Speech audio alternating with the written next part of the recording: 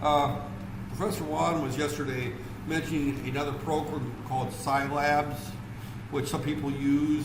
Scilabs, I downloaded it yesterday. I looked at it for a little bit last night. I did not spend more than probably 30 minutes with the program out there. So, you know, what I'm about to say is my 30-minute evaluation of the software. And take it for what it's worth. It looks like very good software. I have no issues with it. The only issue I've got, and I'll give you a quick demo of what I found with it right here. Right there. Let's quit this there. Fix it. All right. Let me bring it up here. That there. It looks similar to MATLAB, and up there you've got the command history over here. You've got your variable browser, which MATLAB calls the workspace right here. This they call the console, which is what MATLAB calls the command window. And here's your file browser. So it looks very similar. The biggest issue that I found with it, and the commands are the same, but not exactly the same, is the biggest issue that I found with it. That there. So in other words, x is equal to, you know, my simple test 0 bracket 0.01 bracket or colon 2 times pi error right there. And I just found the reason there's an error is they put a percent sign over any constant, in front of any constant there. Right there. So, you know, again, it's close. The command is 0, you know, it looks exactly the same. There's this little difference where you have to put that little percent sign there in front of the word pi. And some people here heard me talking before the class. That is the stuff that drives people insane if you're using a textbook that they're, you know, such as, say, for example, you're teaching a course and you want to include MATLAB in your course, that there, and you give students a copy of the Palm book or some other textbook or reference book that there, and, you know, they're using that as a guide, and they discover this pi requires a percent sign and it's not in any of the reference materials or anything. Students will spend hours trying to figure that problem out. So that's my only issue that I've had with it. Other than that, y is equal to sine x plot xy. Oh, excuse me. Plot xy right there. You know, it works very similar to, you know, the MATLAB in that respect that there. The other issue I had is that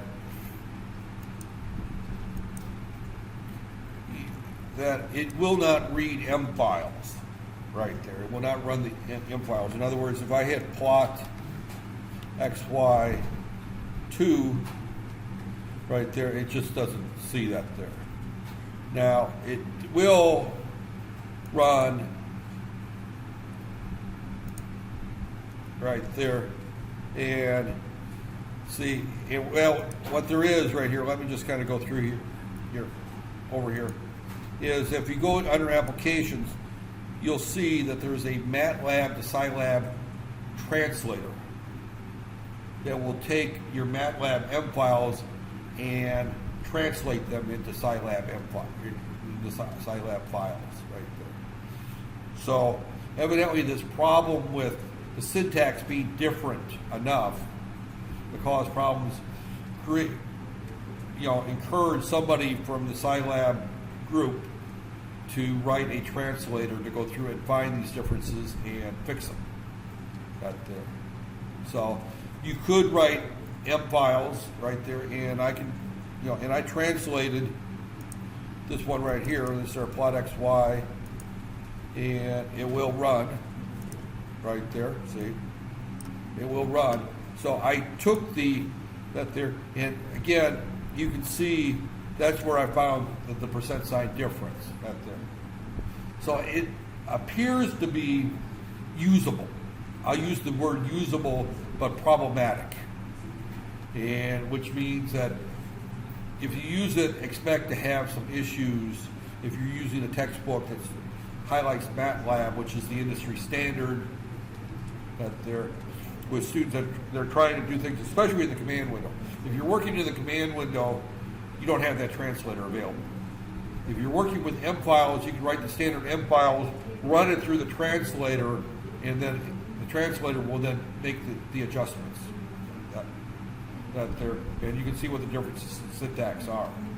But that's my 30-minute evaluation of the software that there is that it's got some issues there. And that agrees with some of what I found online when I was reading about it, is that now it is a little bit more powerful, that it does have under applications, it does have up there, and I thought I saw it up there, module managers. Part of the problem is that I don't have not installed everything in it. I was trying to install this last night in my hotel room, which the Wi-Fi quit working halfway through. So in order to finish the install, I had to turn on my phone and use my Wi-Fi, set my phone as a hotspot, which means that I didn't download all the libraries. But there's some demonstrations for it that they're, and again, I can see, again, here we're talking about flow simulation, again, right there, and then start, you can set your radius right there, set your various, and it can show that there. So it does have, and this is what Simulink does right there, because, if you've got the toolboxes with Simulink, with MATLAB, it does a lot of these same types of things right there. So, right there, and of course you can change your degree right there, set your speed a little bit faster. Start, and I started that going the wrong direction right there, so.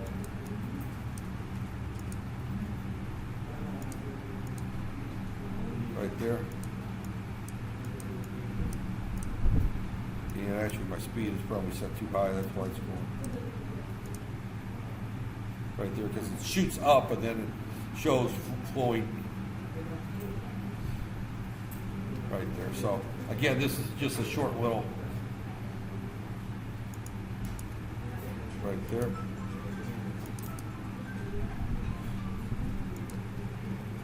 Right there. Again, these are various flow patterns. I'm not a mechanical engineer. This is fluid mechanics, so what I'm looking at, I'm not even sure.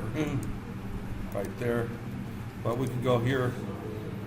Signal processing, which I do understand, right there.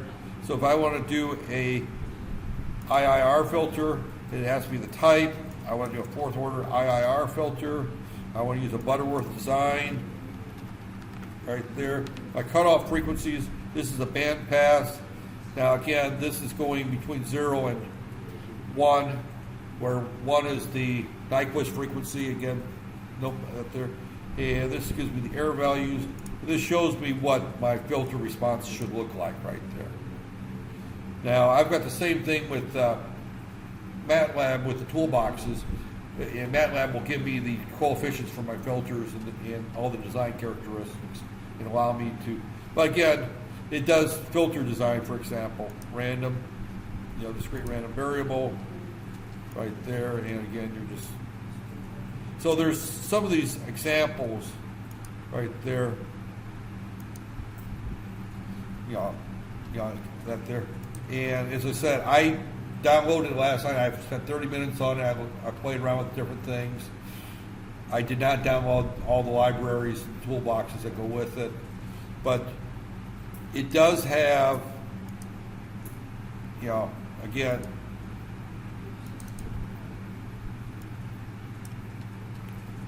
that there. Again, this looks just like what Simulink would give you right there. And again, we can, right there, And this shows what the output should be from my full wave rectifier right there. So again, this is my, and I can set my frequency to say 60 hertz right there, for example, right there. That's my voltmeter. So then I just run this here, and the frequency changes. Notice that here's my input there. That goes to 220. I move to the US, so let's make that 110 right there. And actually, that's wrong. You know, whoever put this there was not an electrical engineer, because 220 is 220 RMS, so the actual voltage is about 280 right there. But we'll set this to 170. That's yeah. If you've got the jewel boxes. I don't have my jewel boxes installed. Right there. This is kind of the demo that I said I was going to do in the afternoon, showing the kinds of things you could do with Simulink and that there. Again, this is the examples built in. In MATLAB, if you bought say the electrical toolbox, then you would get all the pieces you need to build your own system. This here is just a demo that came with this when I downloaded that there. But with the toolboxes, you get all the components where you can build something like this right there. So that there, and I can see them using Scilabs if they don't have the MATLAB with the toolboxes, because Octave will not do this. This is the one thing Octave does not include, and Scilabs does include a Simulink type that there. I'm going to have to uninstall it and reinstall it to really play with it when I've got good internet connection in order to download that there.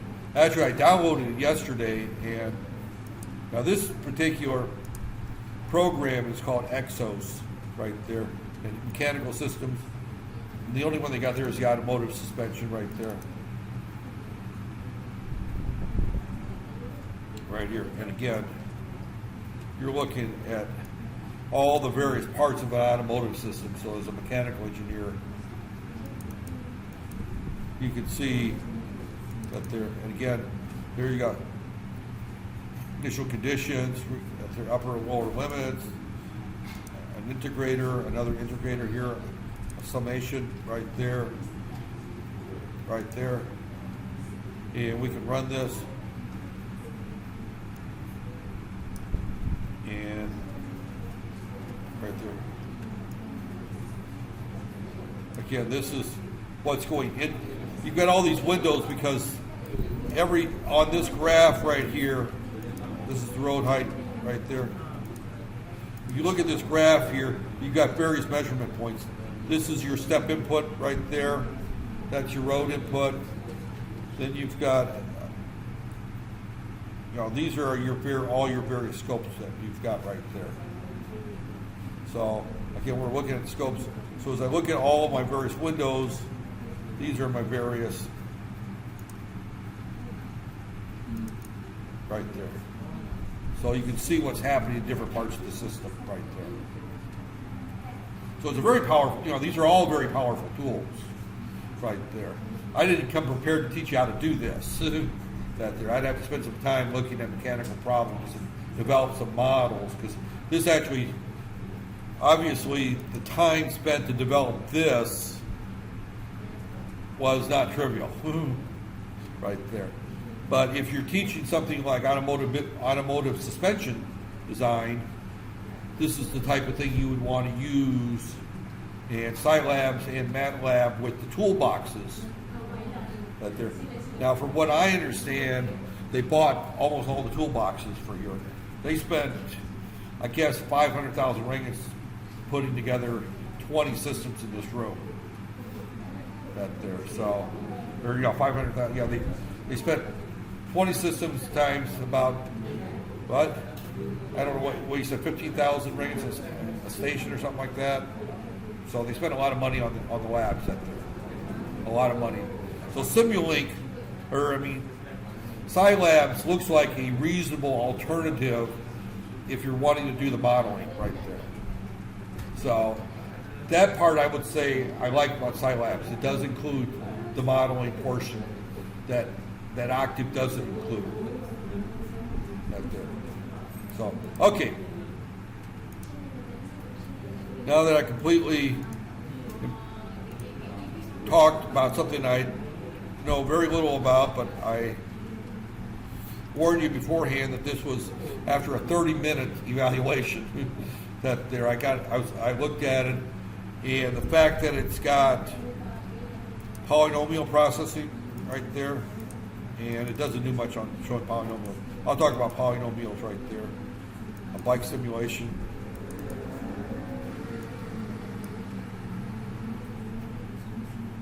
Right there. And again, they don't give you the model for this right there. The flow simulations, I got that there. Dynamic links, call a C function and a Fortran function. You can call C and Fortran, part of your models, polynomials. Signal processing, I went through that. Sound handling, again, this is, if you have a WAV file, it will pull in the WAV file and do the fast forward transform on that there.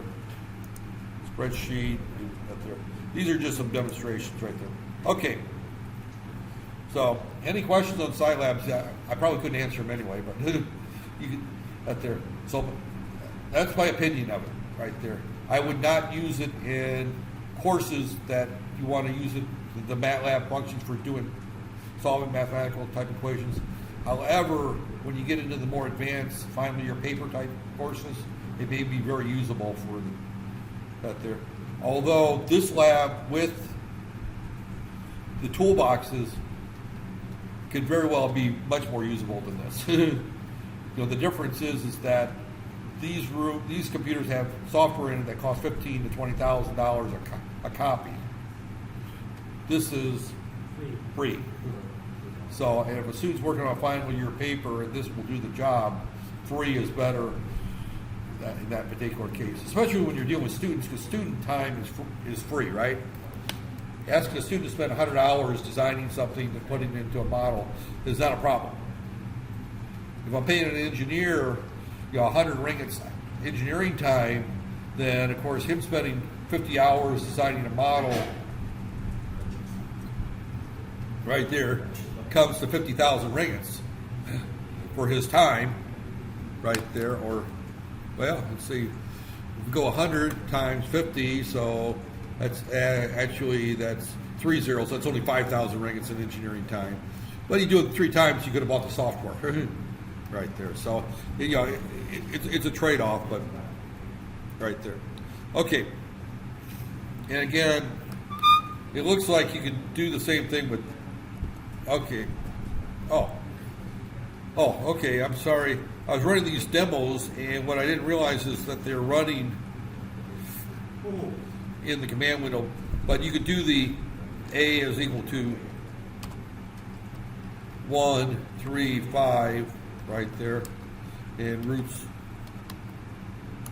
A right there. And it says, it's in the middle of a demo right there. Right there. Yeah, getting out of this demo looks like it's okay.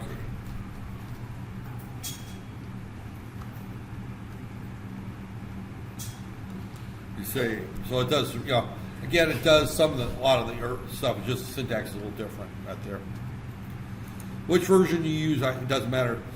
What we're talking about in this 2-day workshop will work with both of them. Only with Scilabs, some slight modification in the syntax right there. All right. Back to life as we know it, and nobody is here to tell us when the break is, so we will go till about 10:15 or 10:30. It's almost 10. It's 9:45 now. This first session is usually fairly short, right there, and the second half was really long yesterday. So I think I may go a little bit longer than that. Okay, the next 15, 20 minutes, 30 minutes, whatever, I'm going to be talking about loops. We basically have 2 types of loops in MATLAB. They're the same types of loops that we will see in C or Visual Basic. That there are, when it comes to programming, there's really 2 types of loops. There's the type of loop where we tell it how many times to pass through, and it increments a variable or decrements a variable, and when it goes through the preset number of passes, it bails out of the loop on its own right there. Right there. Well, that's usually referred to as a for loop. You'll get some old people like me refer to them as for next loop. Because in old BASIC and Fortran, we would start the loop with the for statement, we would end it with the next statement. Now it starts with the for statement, and it will either end with an end statement or a brace, set of braces if you're dealing with C or Java that day. The while loop will go through and execute the body of the loop while a certain condition is true, while not end of file. You know, where we read something from a file, we process it. We read something from a file, we process it. While customer ID equals not equal -1, you know, that there. So we go through, and we don't know how many times it's going to pass. It may, you know, I've wrote while loops in embedded systems, and I'm sorry, ladies, I'm going to use some foul language here, but I've defined a variable called hell freezes over, and I defined it as 0. In other words, hell has not frozen over yet, so it's false. So I define a variable called hell freezes over, and I set it equal to 0 or false right there. And so I will write a loop, and I will say while or until hell freezes over. While not hell freezes over right there, or until hell freezes over right there. And that means I want it to run forever. Now, the normal way of writing that is just while 1. Yeah, while 1 right there. But, you know, programmers out in industry tend to get bored with while 1, so they come up with all kinds of interesting things out there. So, you know, again, we have something called watchdog timers. We would write functions that were defined as barking dog and biting dog and things like that, talking about the dog. And whenever you updated the watchdog timer, we call pet dog or feed dog. You know, so we talk. So programmers sometimes have interesting names out there.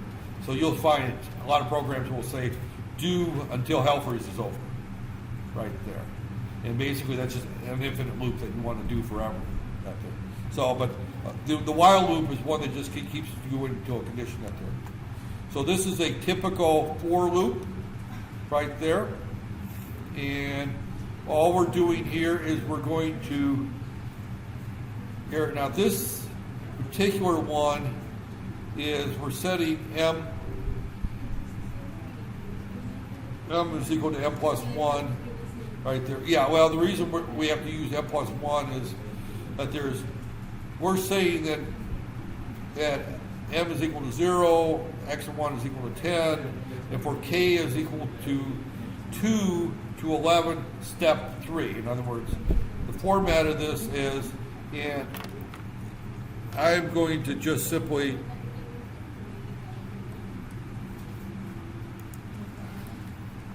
right there. Let me just kind of put this in and just kind of show what's happening right there. This slide doesn't really show the details out there, but kind of go through a for loop right there. And okay. Yeah, just so that.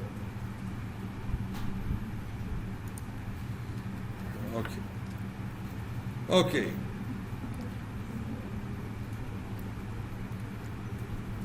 That's there. And I'm just going to say for K equals, and I'm going to say 1:1:10. And I'm just simply going to just simply say K N right there. Right here. And what you see there is that the first time through the loop, K is equal to 1, second time it's equal to 2, second time it's equal to 3, and I stop at 10 right there. So for K is equal to 1 to 10 with a step of 1. Now if I change that to a 2, right here, change that to a 2. Now again, we're in the body of the loop right there. Notice that we go 1, 3, 5, right there. So Again, it's fairly straightforward. Now, we did the statement before, x is equal to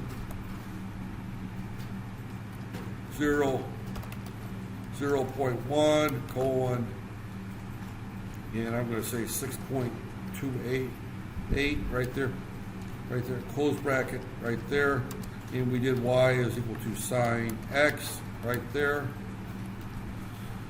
and right there, and we plotted that, right? You know, this is the one we've been doing since the beginning, right?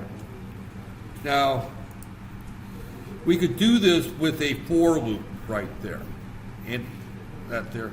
And what we would do is we would simply say for I equal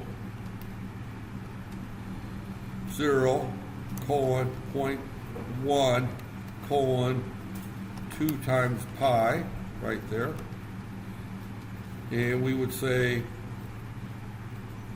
and actually I screwed up that there, let me end that right there, yeah, that there. We could go through here and we could say that there, it's kind of messy, but we could say I is equal to 1 right there, or and I'm going to change this to k. Yeah, well, we'll use x right there, and we can say that x of I is equal to 0, or is equal to, yeah, and I can't use x there. We'll say y is equal to sine x right there, and I'm going to put a y, and you can see why it's right there, and right there, and basically what we've got going there is that we've calculated the sine, we've calculated y, and it didn't work right there. Why didn't it work? Oh, because x has changed right there. So again, let me go back here to my plot right there. Right, sine x, and I used x right there. I'm going to just use k of I is equal to I right there.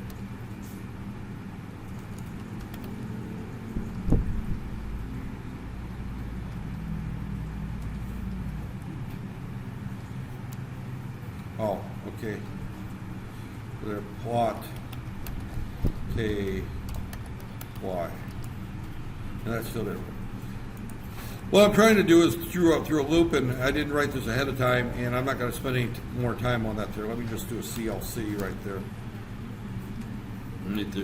But again, the key thing there is it's for some variable. I'm going to say x is equal to 0 colon 0.1 colon 2 times pi right there. And I'm going to say t, let's just call it t, pi, and I'm going to say x of t is equal to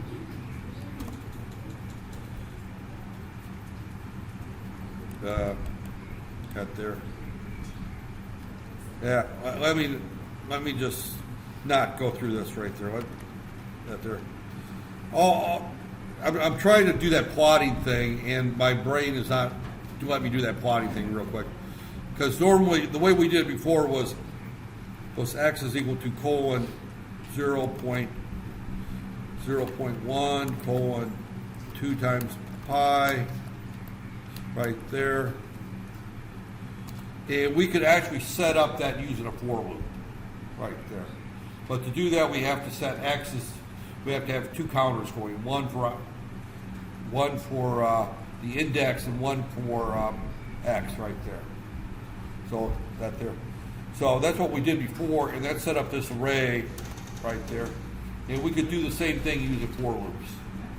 And my programming part of my brain did not come with me this morning.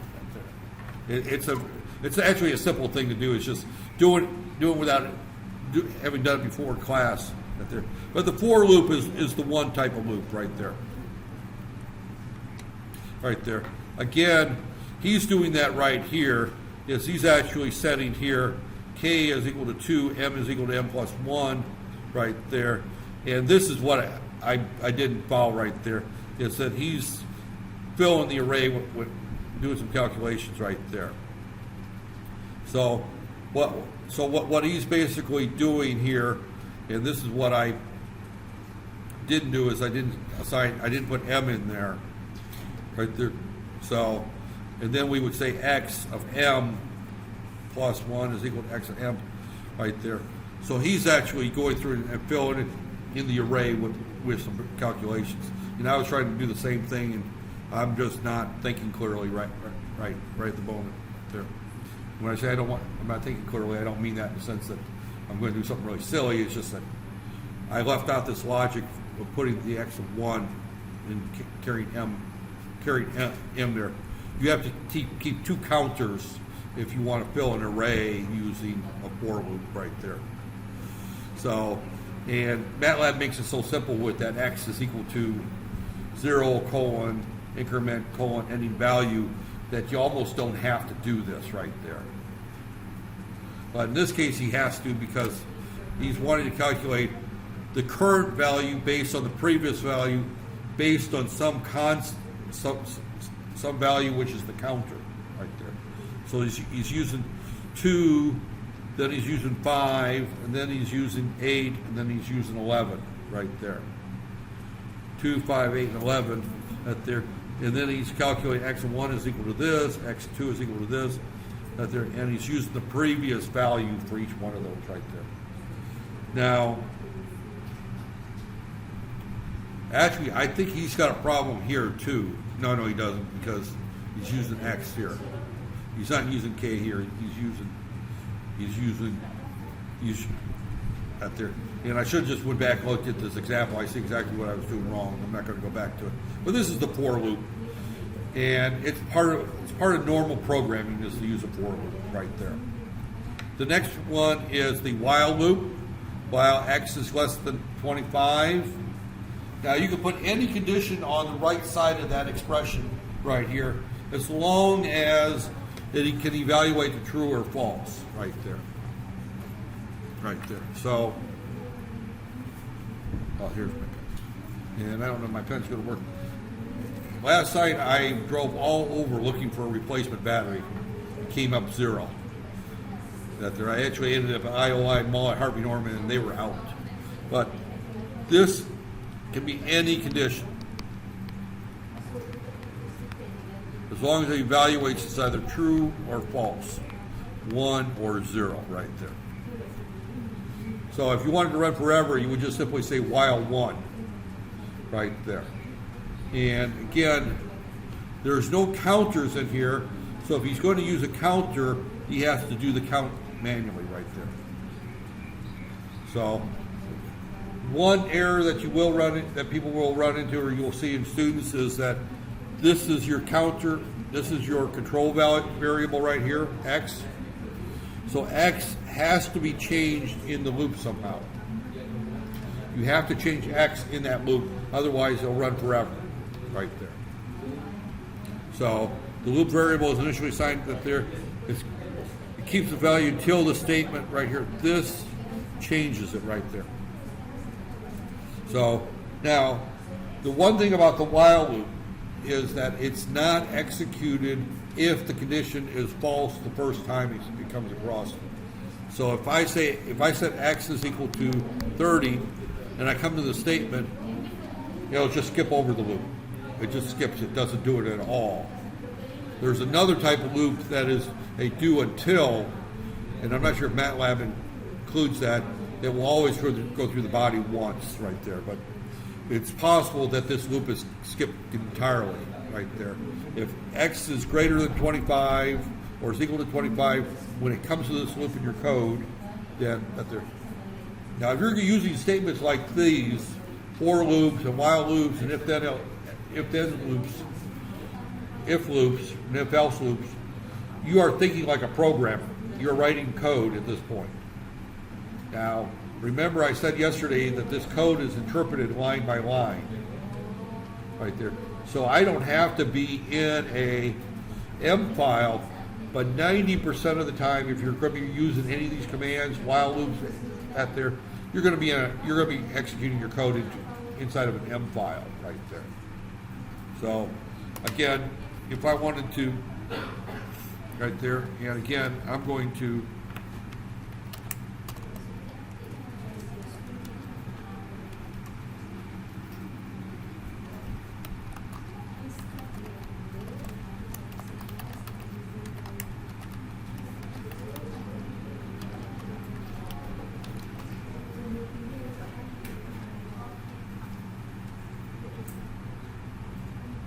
Okay. I find that interesting. Yesterday, it let me get away with running sign. You know, we were talking about it up there. I think Professor Juan, I know he's in a meeting today. We were joking about the fact you shouldn't use sign, but we'll see what happens. And if I type sign, it actually does work. But when I went into the directory, it gave me a warning saying, we recommend that you change its name right there. We recommend that you change the name right there because then if I put sign 2 right there, it will give me the right. That's it. Okay. So at this point, I can write a new script right there. And in my script, I can say that k is equal to 1 right there, or t is equal to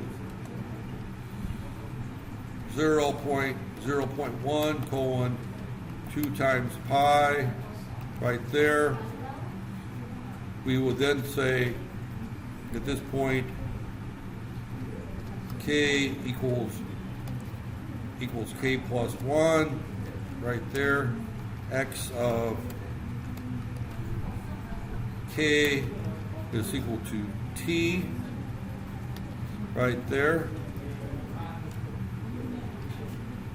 Right there.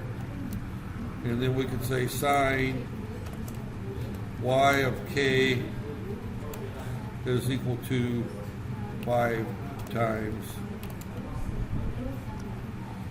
sine 2 times t right there.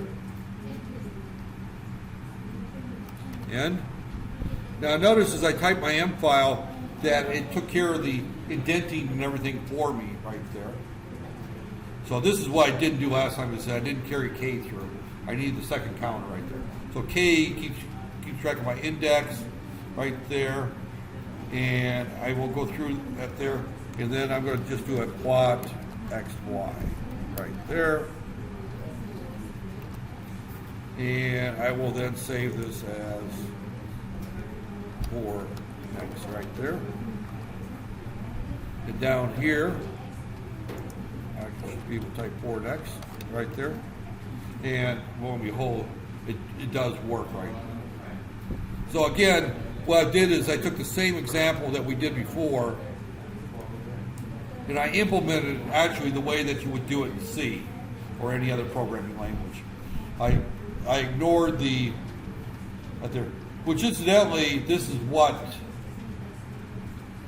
x is, when I said x is equal to 0 colon 0.1 colon 0, that there, when I did that, it actually did this in the background right there. This is what MATLAB actually does. When I come down here and I say x is equal to 0 colon, what did I call 0.1 colon 2 times pi right there. when I executed that command right there, when I executed that command, what that did was it executed that particular code right there. That command down here on the bottom, right there, right here. This command right there, and let me,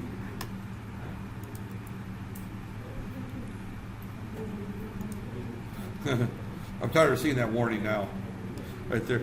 But this command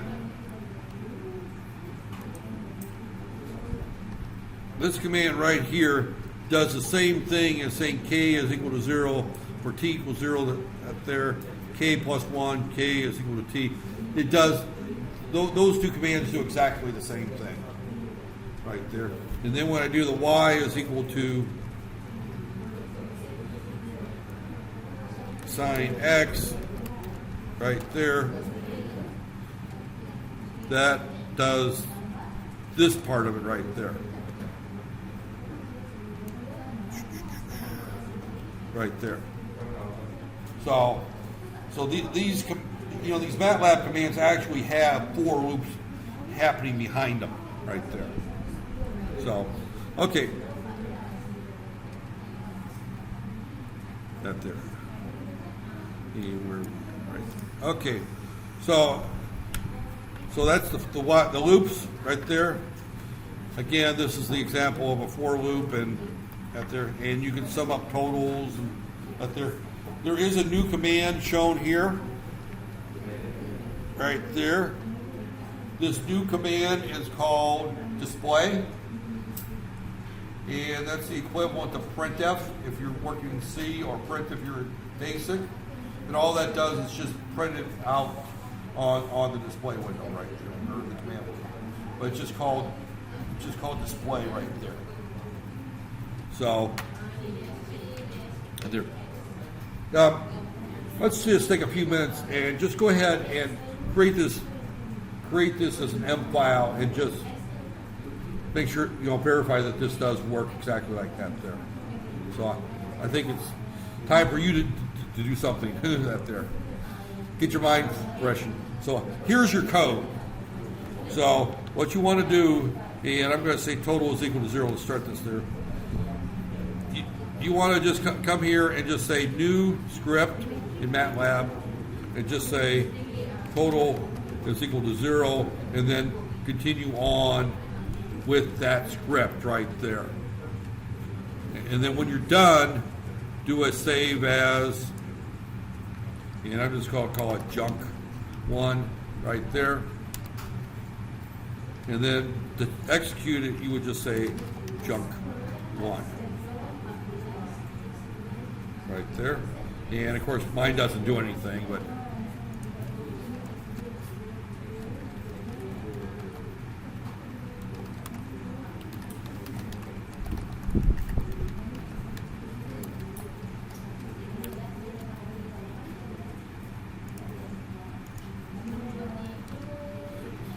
right there.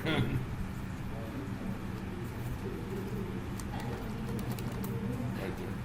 So, but that's basically, the whole idea is just go ahead and create that, and I'm going to go back to right there. And part of the reason is to save my voice a little bit.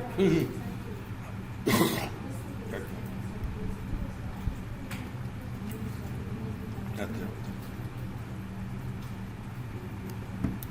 So.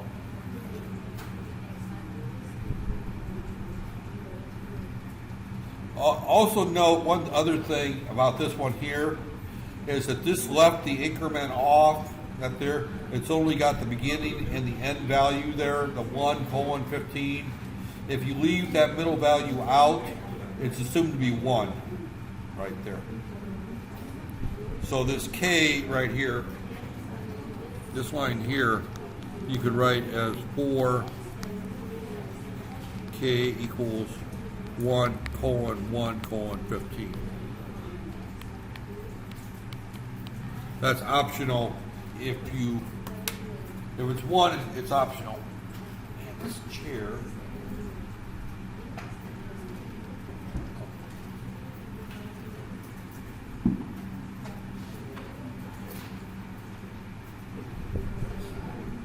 We started without you. We started without you.